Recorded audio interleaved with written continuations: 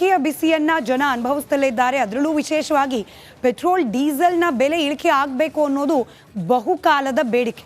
ಈಗ ಯಾರು ನಿರೀಕ್ಷೆ ಮಾಡದ ನಿಟ್ಟಿನಲ್ಲಿ ಪೆಟ್ರೋಲ್ ಹಾಗೆ ಡೀಸೆಲ್ನ ದರ ಇಳಿಕೆ ಆಗುವ ನಿಟ್ಟಿನಲ್ಲಿ ಕೇಂದ್ರ ಸರ್ಕಾರ ನಿರ್ಧಾರ ಕೈಗೊಳ್ಳೋ ಸಾಧ್ಯತೆಗಳು ಕಂಡು ಬರ್ತಾ ಇದೆ.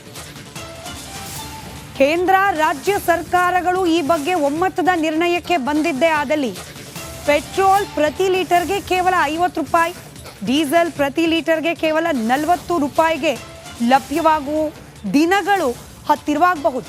ಪೆಟ್ರೋಲ್ ಹಾಗೆ ಡೀಸೆಲ್ ಅನ್ನ GST ಅಡಿಯಲ್ಲಿ ತರುವ ಸಿದ್ಧತೆಯನ್ನ ಕೇಂದ್ರ ಸರ್ಕಾರ ಮಾಡಿಕೊಳ್ತಾ ಇದೆ.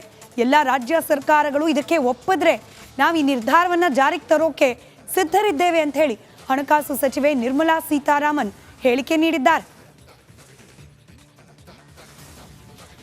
GST, petrol and diesel can be handled, for which the law has been already embedded. So what is pending is, once the states agree, in the council they have to decide what will be the rate of taxation. Once that decision is taken, it will be put into the act. GST, petrol and diesel can be handled, for which the law has been already embedded. So what is pending is, once the states agree, in the council they have to decide what will be the rate of taxation. Once that decision is taken, it will be put into the act. Nirmala Sitharaman ಅವರ ಹೇಳಿಕೆ ಸ್ಪಷ್ಟ ಇದೆ. ಈಗ already ರೂಪುರೇಷೆಗಳೆಲ್ಲವೂ ಕೂಡ ಸಿದ್ಧವಿದೆ.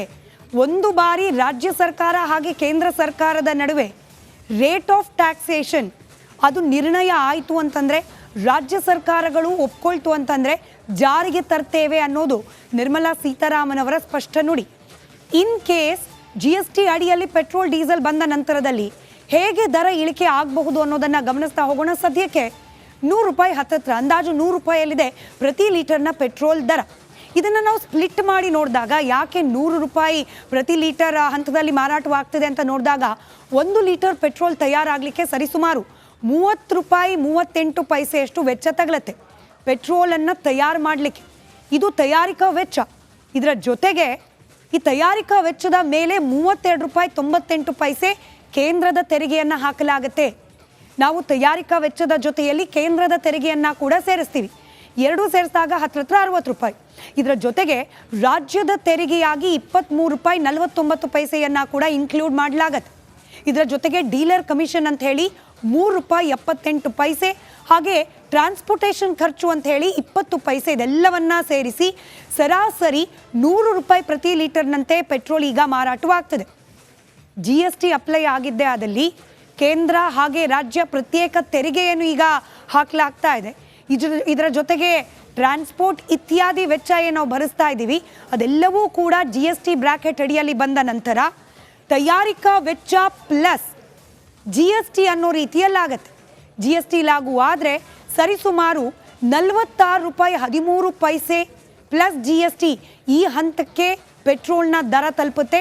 GST ಜಾರಿ ಆದರೆ 100 ರೂಪಾಯಿ ಪ್ರತಿ ಲೀಟರ್ಗಿರೋ ಪೆಟ್ರೋಲ್ 46 ರೂಪಾಯಿ 13 ಪೈಸೆ ಆಗೋ ಸಾಧ್ಯತೆ ಇದೆ. ಇದರ ಜೊತೆಗೆ ಡೀಸೆಲ್ನ ದರವನ್ನು ಕೂಡ ಸ್ಪ್ಲಿಟ್ ಮಾಡಿ ಗಮನಿಸೋಣ. ಸರಿಸುಮಾರು 86 ರೂಪಾಯಿ ಪ್ರತಿ ಲೀಟರ್ಗೆ ಅನ್ನೋ ರೀತಿಯಲ್ಲಿದೆ ಡೀಸೆಲ್ನ ದರ. 1 ಲೀಟರ್ ಡೀಸೆಲನ್ನು ತಯಾರು ಮಾಡಲಿಕ್ಕೆ ತಗಲುತ್ತೆ ಸರಿಸುಮಾರು 31.03 ರೂಪಾಯಿಗಳು. ಕೇಂದ್ರದ ತೆರಿಗೆ 31 ರೂಪಾಯಿ 83 ಪೈಸೆ, ರಾಜ್ಯದ ತೆರಿಗೆಯ ಪಾಲು 16 ರೂಪಾಯಿ 3 ಪೈಸೆ. ಡೀಲರ್ ಕಮಿಷನ್ ಅಂತ ಹೇಳಿ 3 ರೂಪಾಯಿ 67 ಪೈಸೆ ಕೊಡ್ತಿದ್ದೇವೆ. ಸಾಗಣೆ ವೆಚ್ಚ ಟ್ರಾನ್ಸ್ಪೋರ್ಟೇಷನ್ ಚಾರ್ಜಸ್ 20 ಪೈಸೆ. ಇದೆಲ್ಲವನ್ನ ಕೂಡ GST ಅಡಿಯಲ್ಲಿ ತರಲಾದ ಸಂದರ್ಭದಲ್ಲಿ ಸರಿಸುಮಾರು 38 ರೂಪಾಯಿ 4 ಪೈಸೆ ಪ್ಲಸ್ GST ಅನ್ನೋ ಹಂತಕ್ಕೆ ಬರುತ್ತೆ ಡೀಸೆಲ್ ದರ. ಆದರೆ ಎಟಗೇನ್ ರಾಜ್ಯ ಸರ್ಕಾರ ಹಾಗೆ ಕೇಂದ್ರ ಸರ್ಕಾರಗಳು ಒಮ್ಮತದ ನಿರ್ಧಾರಕ್ಕೆ ಬಂದಲ್ಲಿ ಮಾತ್ರ ಈ ನಿರ್ಣಯ ಅನುಷ್ಠಾನಕ್ಕೆ ತರಲಿಕ್ಕೆ ಸಾಧ್ಯವಾಗಿ. ಬಿಸಿಯನ್ನ ಜನ ಅನುಭವಿಸುತ್ತಲೇ ಇದ್ದಾರೆ. ಅದರಲ್ಲೂ ವಿಶೇಷವಾಗಿ ಪೆಟ್ರೋಲ್ ಡೀಸೆಲ್ನ ಬೆಲೆ ಇಳಿಕೆ ಆಗಬೇಕು ಅನ್ನೋದು ಬಹುಕಾಲದ ಬೇಡಿಕೆ. ಈಗ ಯಾರು ನಿರೀಕ್ಷೆ ಮಾಡದ ನಿಟ್ಟಿನಲ್ಲಿ ಪೆಟ್ರೋಲ್ ಹಾಗೆ ಡೀಸೆಲ್ನ ದರ ಇಳಿಕೆ ಆಗುವ ನಿಟ್ಟಿನಲ್ಲಿ ಕೇಂದ್ರ ಸರ್ಕಾರ ನಿರ್ಧಾರ ಕೈಗೊಳ್ಳೋ ಸಾಧ್ಯತೆಗಳು ಕಂಡು ಬರ್ತಾ ಇದೆ. ಕೇಂದ್ರ ರಾಜ್ಯ ಸರ್ಕಾರಗಳು ಈ ಬಗ್ಗೆ ಒಮ್ಮತದ ನಿರ್ಣಯಕ್ಕೆ ಬಂದಿದ್ದೇ ಆದಲ್ಲಿ ಪೆಟ್ರೋಲ್ ಪ್ರತಿ ಲೀಟರ್ಗೆ ಕೇವಲ 50 ರೂಪಾಯಿ, ಡೀಸೆಲ್ ಪ್ರತಿ ಲೀಟರ್ಗೆ ಕೇವಲ 40 ರೂಪಾಯಿಗೆ ಲಭ್ಯವಾಗುವ ದಿನಗಳು ಹತ್ತಿರವಾಗಬಹುದು. ಪೆಟ್ರೋಲ್ ಹಾಗೆ ಡೀಸೆಲ್ ಅನ್ನ GST ಅಡಿಯಲ್ಲಿ ತರುವ ಸಿದ್ಧತೆಯನ್ನ ಕೇಂದ್ರ ಸರ್ಕಾರ ಮಾಡ್ಕೊಳ್ತಾ ಇದೆ. ಎಲ್ಲ ರಾಜ್ಯ ಸರ್ಕಾರಗಳು ಇದಕ್ಕೆ ಒಪ್ಪಿದ್ರೆ ನಾವು ಈ ನಿರ್ಧಾರವನ್ನ ಜಾರಿಗೆ ತರೋಕೆ ಸಿದ್ಧರಿದ್ದೇವೆ ಅಂತ ಹೇಳಿ ಹಣಕಾಸು ಸಚಿವೆ ನಿರ್ಮಲಾ ಸೀತಾರಾಮನ್ ಹೇಳಿಕೆ ನೀಡಿದ್ದಾರೆ. GST, petrol and diesel can be handled, for which the law has been already embedded. So what is pending is, once the states agree, in the council they have to decide what will be the rate of taxation. Once that decision is taken, it will be put into the act. GST, petrol and diesel can be handled, for which the law has been already embedded. So what is pending is, once the states agree, in the council they have to decide what will be the rate of taxation. Once that decision is taken, it will be put into the act. Nirmala Sitharaman ಅವರ ಹೇಳಿಕೆ ಸ್ಪಷ್ಟ ಇದೆ. ಈಗ already ರೂಪುರೇಷೆಗಳೆಲ್ಲವೂ ಕೂಡ ಸಿದ್ಧವಿದೆ. ಒಂದು ಬಾರಿ ರಾಜ್ಯ ಸರ್ಕಾರ ಹಾಗೆ ಕೇಂದ್ರ ಸರ್ಕಾರದ ನಡುವೆ ರೇಟ್ ಆಫ್ ಟ್ಯಾಕ್ಸೇಷನ್ ಅದು ನಿರ್ಣಯ ಆಯಿತು ಅಂತಂದರೆ, ರಾಜ್ಯ ಸರ್ಕಾರಗಳು ಒಪ್ಕೊಳ್ತು ಅಂತಂದರೆ ಜಾರಿಗೆ ತರ್ತೇವೆ ಅನ್ನೋದು ನಿರ್ಮಲಾ ಸೀತಾರಾಮನ್ ಅವರ ಸ್ಪಷ್ಟ ನುಡಿ. ಇನ್ ಕೇಸ್ GST ಅಡಿಯಲ್ಲಿ ಪೆಟ್ರೋಲ್ ಡೀಸೆಲ್ ಬಂದ ನಂತರದಲ್ಲಿ ಹೇಗೆ ದರ ಇಳಿಕೆ ಆಗಬಹುದು ಅನ್ನೋದನ್ನು ಗಮನಿಸ್ತಾ ಹೋಗೋಣ. ಸದ್ಯಕ್ಕೆ 100 ರೂಪಾಯಿ ಹತ್ತತ್ರ, ಅಂದಾಜು 100 ರೂಪಾಯಿಯಲ್ಲಿದೆ ಪ್ರತಿ ಲೀಟರ್ನ ಪೆಟ್ರೋಲ್ ದರ. ಇದನ್ನು ನಾವು ಸ್ಪ್ಲಿಟ್ ಮಾಡಿ ನೋಡಿದಾಗ ಯಾಕೆ 100 ರೂಪಾಯಿ ಪ್ರತಿ ಲೀಟರ್ ಹಂತದಲ್ಲಿ ಮಾರಾಟವಾಗ್ತಿದೆ ಅಂತ ನೋಡಿದಾಗ, 1 ಲೀಟರ್ ಪೆಟ್ರೋಲ್ ತಯಾರಾಗಲಿಕ್ಕೆ ಸರಿಸುಮಾರು 30 ರೂಪಾಯಿ 38 ಪೈಸೆಯಷ್ಟು ವೆಚ್ಚ ತಗಲತ್ತೆ ಪೆಟ್ರೋಲನ್ನು ತಯಾರು ಮಾಡಲಿಕ್ಕೆ. ಇದು ತಯಾರಿಕಾ ವೆಚ್ಚ. ಇದರ ಜೊತೆಗೆ ಈ ತಯಾರಿಕಾ ವೆಚ್ಚದ ಮೇಲೆ 32 ರೂಪಾಯಿ 98 ಪೈಸೆ ಕೇಂದ್ರದ ತೆರಿಗೆಯನ್ನು ಹಾಕಲಾಗುತ್ತೆ. ನಾವು ತಯಾರಿಕಾ ವೆಚ್ಚದ ಜೊತೆಯಲ್ಲಿ ಕೇಂದ್ರದ ತೆರಿಗೆಯನ್ನು ಕೂಡ ಸೇರಿಸ್ತೀವಿ. ಎರಡೂ ಸೇರಿಸಿದಾಗ ಹತ್ರ 60 ರೂಪಾಯಿ. ಇದರ ಜೊತೆಗೆ ರಾಜ್ಯದ ತೆರಿಗೆಯಾಗಿ 23 ರೂಪಾಯಿ 49 ಪೈಸೆಯನ್ನು ಕೂಡ ಇನ್ಕ್ಲೂಡ್ ಮಾಡಲಾಗತ್ತೆ. ಇದರ ಜೊತೆಗೆ ಡೀಲರ್ ಕಮಿಷನ್ ಅಂತ ಹೇಳಿ 3 ರೂಪಾಯಿ 78 ಪೈಸೆ, ಹಾಗೆ ಟ್ರಾನ್ಸ್ಪೋರ್ಟೇಷನ್ ಖರ್ಚು ಅಂತ ಹೇಳಿ 20 ಪೈಸೆ, ಇದೆಲ್ಲವನ್ನ ಸೇರಿಸಿ ಸರಾಸರಿ 100 ರೂಪಾಯಿ ಪ್ರತಿ ಲೀಟರ್ನಂತೆ ಪೆಟ್ರೋಲ್ ಈಗ ಮಾರಾಟವಾಗ್ತದೆ. GST ಅಪ್ಲೈ ಆಗಿದ್ದೇ ಆದಲ್ಲಿ ಕೇಂದ್ರ ಹಾಗೆ ರಾಜ್ಯ ಪ್ರತ್ಯೇಕ ತೆರಿಗೆಯನ್ನು ಈಗ ಹಾಕಲಾಗ್ತಾ ಇದೆ. ಇದರ ಜೊತೆಗೆ ಟ್ರಾನ್ಸ್ಪೋರ್ಟ್ ಇತ್ಯಾದಿ ವೆಚ್ಚ ಏನು ನಾವು ಭರಿಸ್ತಾ ಇದ್ದೀವಿ ಅದೆಲ್ಲವೂ ಕೂಡ GST ಬ್ರಾಕೆಟ್ ಅಡಿಯಲ್ಲಿ ಬಂದ ನಂತರ ತಯಾರಿಕಾ ವೆಚ್ಚ ಪ್ಲಸ್ GST ಅನ್ನೋ ರೀತಿಯಲ್ಲಾಗತ್ತೆ. GST ಲಾಗು ಆದರೆ ಸರಿಸುಮಾರು 46 ರೂಪಾಯಿ 13 ಪೈಸೆ ಪ್ಲಸ್ GST ಈ ಹಂತಕ್ಕೆ ಪೆಟ್ರೋಲ್ನ ದರ ತಲುಪುತ್ತೆ. GST ಜಾರಿ ಆದರೆ 100 ರೂಪಾಯಿ ಪ್ರತಿ ಲೀಟರ್ಗಿರೋ ಪೆಟ್ರೋಲ್ 46 ರೂಪಾಯಿ 13 ಪೈಸೆ ಆಗೋ ಸಾಧ್ಯತೆ ಇದೆ. ಇದರ ಜೊತೆಗೆ ಡೀಸೆಲ್ನ ದರವನ್ನು ಕೂಡ ಸ್ಪ್ಲಿಟ್ ಮಾಡಿ ಗಮನಿಸೋಣ. ಸರಿಸುಮಾರು 86 ರೂಪಾಯಿ ಪ್ರತಿ ಲೀಟರ್ಗೆ ಅನ್ನೋ ರೀತಿಯಲ್ಲಿದೆ ಡೀಸೆಲ್ನ ದರ. 1 ಲೀಟರ್ ಡೀಸೆಲನ್ನು ತಯಾರು ಮಾಡಲಿಕ್ಕೆ ತಗಲುತ್ತೆ ಸರಿಸುಮಾರು 31.03 ರೂಪಾಯಿಗಳು. ಕೇಂದ್ರದ ತೆರಿಗೆ 31 ರೂಪಾಯಿ 83 ಪೈಸೆ, ರಾಜ್ಯದ ತೆರಿಗೆಯ ಪಾಲು 16 ರೂಪಾಯಿ 3 ಪೈಸೆ. ಡೀಲರ್ ಕಮಿಷನ್ ಅಂತ ಹೇಳಿ 3 ರೂಪಾಯಿ 67 ಪೈಸೆ ಕೊಡ್ತಿದ್ದೇವೆ. ಸಾಗಣೆ ವೆಚ್ಚ ಟ್ರಾನ್ಸ್ಪೋರ್ಟೇಷನ್ ಚಾರ್ಜಸ್ 20 ಪೈಸೆ. ಇದೆಲ್ಲವನ್ನ ಕೂಡ GST ಅಡಿಯಲ್ಲಿ ತರಲಾದ ಸಂದರ್ಭದಲ್ಲಿ ಸರಿಸುಮಾರು 38 ರೂಪಾಯಿ 4 ಪೈಸೆ ಪ್ಲಸ್ GST ಅನ್ನೋ ಹಂತಕ್ಕೆ ಬರುತ್ತೆ ಡೀಸೆಲ್ ದರ. ಆದರೆ ಎಟಗೇನ್ ರಾಜ್ಯ ಸರ್ಕಾರ ಹಾಗೆ ಕೇಂದ್ರ ಸರ್ಕಾರಗಳು ಒಮ್ಮತದ ನಿರ್ಧಾರಕ್ಕೆ ಬಂದಲ್ಲಿ ಮಾತ್ರ ಈ ನಿರ್ಣಯ ಅನುಷ್ಠಾನಕ್ಕೆ ತರಲಿಕ್ಕೆ ಸಾಧ್ಯವಾಗುತ್ತೆ. ಬಿಸಿಯನ್ನು ಜನ ಅನುಭವಿಸ್ತಲೇ ಇದ್ದಾರೆ. ಅದರಲ್ಲೂ ವಿಶೇಷವಾಗಿ ಪೆಟ್ರೋಲ್ ಡೀಸೆಲ್ನ ಬೆಲೆ ಇಳಿಕೆ ಆಗಬೇಕು ಅನ್ನೋದು ಬಹುಕಾಲದ ಬೇಡಿಕೆ. ಈಗ ಯಾರು ನಿರೀಕ್ಷೆ ಮಾಡದ ನಿಟ್ಟಿನಲ್ಲಿ ಪೆಟ್ರೋಲ್ ಹಾಗೆ ಡೀಸೆಲ್ನ ದರ ಇಳಿಕೆ ಆಗುವ ನಿಟ್ಟಿನಲ್ಲಿ ಕೇಂದ್ರ ಸರ್ಕಾರ ನಿರ್ಧಾರ ಕೈಗೊಳ್ಳೋ ಸಾಧ್ಯತೆಗಳು ಕಂಡು ಬರ್ತಾ ಇದೆ. ಕೇಂದ್ರ ರಾಜ್ಯ ಸರ್ಕಾರಗಳು ಈ ಬಗ್ಗೆ ಒಮ್ಮತದ ನಿರ್ಣಯಕ್ಕೆ ಬಂದಿದ್ದೇ ಆದಲ್ಲಿ ಪೆಟ್ರೋಲ್ ಪ್ರತಿ ಲೀಟರ್ಗೆ ಕೇವಲ 50 ರೂಪಾಯಿ, ಡೀಸೆಲ್ ಪ್ರತಿ ಲೀಟರ್ಗೆ ಕೇವಲ 40 ರೂಪಾಯಿಗೆ ಲಭ್ಯವಾಗುವ ದಿನಗಳು ಹತ್ತಿರವಾಗಬಹುದು.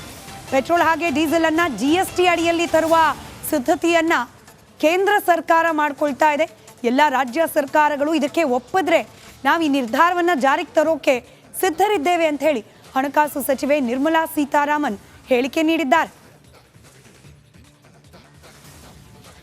GST, petrol and diesel can be handled, for which the law has been already embedded. So what is pending is, once the states agree, in the council they have to decide what will be the rate of taxation. Once that decision is taken, it will be put into the act.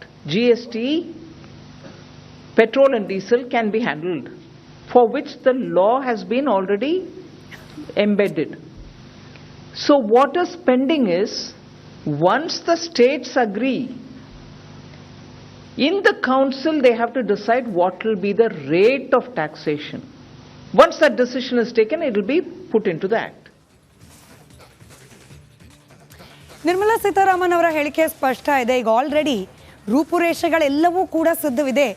ಒಂದು ಬಾರಿ ರಾಜ್ಯ ಸರ್ಕಾರ ಹಾಗೆ ಕೇಂದ್ರ ಸರ್ಕಾರದ ನಡುವೆ rate of taxation ಅದು ನಿರ್ಣಯ ಆಯಿತು ಅಂತಂದರೆ, ರಾಜ್ಯ ಸರ್ಕಾರಗಳು ಒಪ್ಕೊಳ್ತು ಅಂತಂದರೆ ಜಾರಿಗೆ ತರ್ತೇವೆ ಅನ್ನೋದು ನಿರ್ಮಲಾ ಸೀತಾರಾಮನ್ ಅವರ ಸ್ಪಷ್ಟ ನುಡಿ. ಇನ್ ಕೇಸ್ GST ಅಡಿಯಲ್ಲಿ ಪೆಟ್ರೋಲ್ ಡೀಸೆಲ್ ಬಂದ ನಂತರದಲ್ಲಿ ಹೇಗೆ ದರ ಇಳಿಕೆ ಆಗಬಹುದು ಅನ್ನೋದನ್ನು ಗಮನಿಸ್ತಾ ಹೋಗೋಣ. ಸದ್ಯಕ್ಕೆ ₹100 ಹತ್ತತ್ರ ಅಂದಾಜು ₹100ಯಲ್ಲಿದೆ ಪ್ರತಿ ಲೀಟರ್ನ ಪೆಟ್ರೋಲ್ ದರ. ಇದನ್ನು ನಾವು ಸ್ಪ್ಲಿಟ್ ಮಾಡಿ ನೋಡಿದಾಗ, ಯಾಕೆ ₹100 ಪ್ರತಿ ಲೀಟರ್ ಹಂತದಲ್ಲಿ ಮಾರಾಟವಾಗ್ತಿದೆ ಅಂತ ನೋಡಿದಾಗ, 1 ಲೀಟರ್ ಪೆಟ್ರೋಲ್ ತಯಾರಾಗಲಿಕ್ಕೆ ಸರಿಸುಮಾರು ₹30.38 ವೆಚ್ಚ ತಗಲತ್ತೆ ಪೆಟ್ರೋಲನ್ನು ತಯಾರು ಮಾಡಲಿಕ್ಕೆ. ಇದು ತಯಾರಿಕಾ ವೆಚ್ಚ. ಇದರ ಜೊತೆಗೆ ಈ ತಯಾರಿಕಾ ವೆಚ್ಚದ ಮೇಲೆ ₹32.98 ಕೇಂದ್ರದ ತೆರಿಗೆಯನ್ನು ಹಾಕಲಾಗುತ್ತೆ. ನಾವು ತಯಾರಿಕಾ ವೆಚ್ಚದ ಜೊತೆಯಲ್ಲಿ ಕೇಂದ್ರದ ತೆರಿಗೆಯನ್ನು ಕೂಡ ಸೇರಿಸ್ತೀವಿ. ಎರಡೂ ಸೇರಿಸಿದಾಗ ಹತ್ತಿರ ₹60. ಇದರ ಜೊತೆಗೆ ರಾಜ್ಯದ ತೆರಿಗೆಯಾಗಿ ₹23.49 ಕೂಡ ಇನ್ಕ್ಲೂಡ್ ಮಾಡಲಾಗತ್ತೆ. ಇದರ ಜೊತೆಗೆ ಡೀಲರ್ ಕಮಿಷನ್ ಅಂತ ಹೇಳಿ ₹3.78, ಹಾಗೆ ಟ್ರಾನ್ಸ್ಪೋರ್ಟೇಷನ್ ಖರ್ಚು ಅಂತ ಹೇಳಿ 20 ಪೈಸೆ, ಇದೆಲ್ಲವನ್ನ ಸೇರಿಸಿ ಸರಾಸರಿ ₹100 ಪ್ರತಿ ಲೀಟರ್ನಂತೆ ಪೆಟ್ರೋಲ್ ಈಗ ಮಾರಾಟವಾಗ್ತದೆ. GST ಅಪ್ಲೈ ಆಗಿದ್ದೇ ಆದಲ್ಲಿ ಕೇಂದ್ರ ಹಾಗೆ ರಾಜ್ಯ ಪ್ರತ್ಯೇಕ ತೆರಿಗೆಯನ್ನು ಈಗ ಹಾಕಲಾಗ್ತಾ ಇದೆ. ಇದರ ಜೊತೆಗೆ ಟ್ರಾನ್ಸ್ಪೋರ್ಟ್ ಇತ್ಯಾದಿ ವೆಚ್ಚ ಏನು ನಾವು ಭರಿಸ್ತಾ ಇದ್ದೀವಿ, ಅದೆಲ್ಲವೂ ಕೂಡ GST ಬ್ರಾಕೆಟ್ ಅಡಿಯಲ್ಲಿ ಬಂದ ನಂತರ ತಯಾರಿಕಾ ವೆಚ್ಚ ಪ್ಲಸ್ GST ಅನ್ನೋ ರೀತಿಯಲ್ಲಾಗತ್ತೆ. GST ಲಾಗು ಆದರೆ ಸರಿಸುಮಾರು ₹46.13 ಪ್ಲಸ್ GST ಈ ಹಂತಕ್ಕೆ ಪೆಟ್ರೋಲ್ನ ದರ ತಲುಪುತ್ತೆ. GST ಜಾರಿ ಆದರೆ ₹100 ಪ್ರತಿ ಲೀಟರ್ಗಿರೋ ಪೆಟ್ರೋಲ್ ₹46.13 ಆಗೋ ಸಾಧ್ಯತೆ ಇದೆ. ಇದರ ಜೊತೆಗೆ ಡೀಸೆಲ್ನ ದರವನ್ನು ಕೂಡ ಸ್ಪ್ಲಿಟ್ ಮಾಡಿ ಗಮನಿಸೋಣ. ಸರಿಸುಮಾರು ₹86 ಪ್ರತಿ ಲೀಟರ್ಗೆ ಅನ್ನೋ ರೀತಿಯಲ್ಲಿದೆ ಡೀಸೆಲ್ನ ದರ. 1 ಲೀಟರ್ ಡೀಸೆಲನ್ನು ತಯಾರು ಮಾಡಲಿಕ್ಕೆ ತಗಲುತ್ತೆ ಸರಿಸುಮಾರು ₹31.03. ಕೇಂದ್ರದ ತೆರಿಗೆ ₹31.83, ರಾಜ್ಯದ ತೆರಿಗೆಯ ಪಾಲು ₹16.03. ಡೀಲರ್ ಕಮಿಷನ್ ಅಂತ ಹೇಳಿ ₹3.67 ಕೊಡ್ತಿದ್ದೇವೆ. ಸಾಗಣೆ ವೆಚ್ಚ, ಟ್ರಾನ್ಸ್ಪೋರ್ಟೇಷನ್ ಚಾರ್ಜಸ್ 20 ಪೈಸೆ. ಇದೆಲ್ಲವನ್ನ ಕೂಡ GST ಅಡಿಯಲ್ಲಿ ತರಲಾದ ಸಂದರ್ಭದಲ್ಲಿ ಸರಿಸುಮಾರು ₹38.04 ಪ್ಲಸ್ GST ಅನ್ನೋ ಹಂತಕ್ಕೆ ಬರುತ್ತೆ ಡೀಸೆಲ್ ದರ. ಆದರೆ ಯಟ್ ಅಗೇನ್ ರಾಜ್ಯ ಸರ್ಕಾರ ಹಾಗೆ ಕೇಂದ್ರ ಸರ್ಕಾರಗಳು ಒಮ್ಮತದ ನಿರ್ಧಾರಕ್ಕೆ ಬಂದಲ್ಲಿ ಮಾತ್ರ ಈ ನಿರ್ಣಯ ಅನುಷ್ಠಾನಕ್ಕೆ ತರಲಿಕ್ಕೆ ಸಾಧ್ಯವಾಗುತ್ತೆ.